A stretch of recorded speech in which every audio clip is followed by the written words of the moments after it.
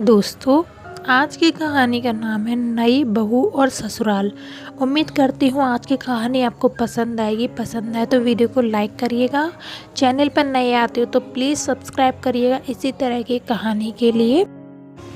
भैया देख लो, इसे कब से कह रही हूँ बारिश के मौसम में कहीं बाहर लेकर जाए, कहीं लेकर ही नहीं जाता। अनुष्का ने भैया से मेरे शिकायत करते हुए कहा। सही तो कह रही है अनु, इतना वक्त हो गया तुम दोनों शादी के बाद को, मगर सब उंगलियों पर गिनकर बता सकते हैं कि तुम दोनों कब साथ में बाहर गए हो। भैया जब जब इसकी तरफ से बोलते हैं तब तब मुझे हमारी शादी के बाद का पहला सावन, यानी कि आज से ठीक दो साल पहले का सावन याद आ जाता है। रीति रिवाजों के अनुसार शादी के बाद के पहले सावन में अनुष्का का घर जाना था, और जब से उसने यह सुना था वह उदास घूम रही थी। कई दिन तक वह ऐसे उदास रहती, चुपचाप घूमती रही। मुझे समझ नहीं आ रहा था कि बात क्या है। मुझ पर उतनी हावी रहती कि मुझसे दूर रहने से तो वह खास ज़्यादा उदास होने वाली थी। नहीं, फिर क्या वजह होगी, मैं बस यही सोच रहा था। फिर एक शाम मेरी चचेरी बहन भानवी घर आई। वह अपने पति के साथ हमारे ही शहर में रहती थी।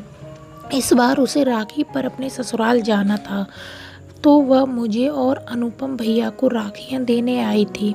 उसे देखकर अनुष्का और ज़्यादा उदास हो गई।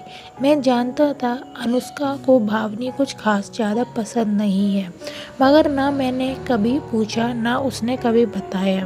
भानवी को चाय नाश्ता देकर वह वहीं बैठ गई।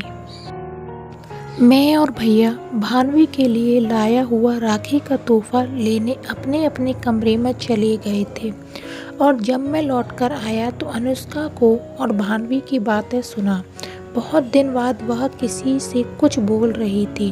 तुम लकी हो भानवी, तुम्हारे पास इतने सारे भाई हैं। यह कहते वक्त उसने अपने चेहरे पर नकली हंसी ओढ़ रखी थी। खैर भानवी चली गई, आखिर वह भी आया। अनुष्का को घर जाना था। वह मुंह लटकाकर अपनी सामान जमा रही थी। क्या हुआ, मैंने पूछा। कबीर, मुझे परेशान मत करो, बताओगी? फिर मैंने पूछा।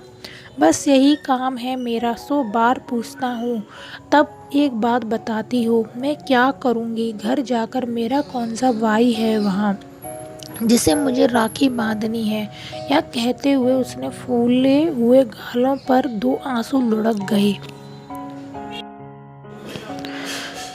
अनु तू घर मत जा, ठीक है ना? जब भाई यहाँ है तो वहाँ किसे राखी बांधेगी?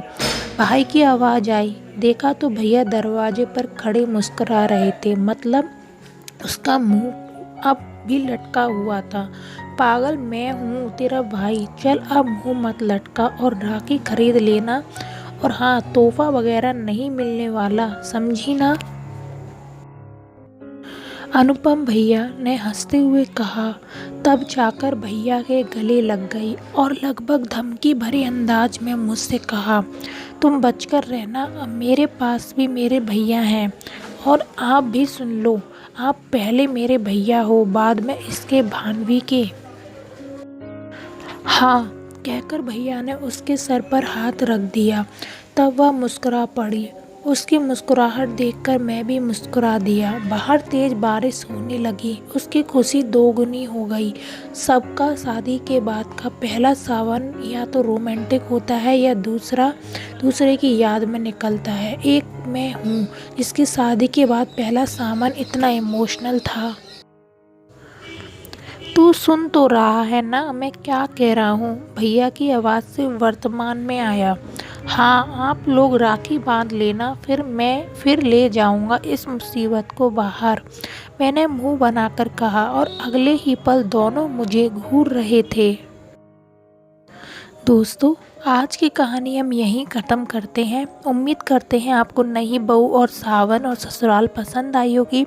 यदि कहानी थोड़ी सी भी अच्छी लगती है तो वीडियो को लाइक करिएगा। चैनल पर नए आते हो तो प्लीज़ सब्सक्राइब करिएगा। हम मिलेंगे कल नई कहानी के साथ, तब तक के लिए बाय। Thanks for watching.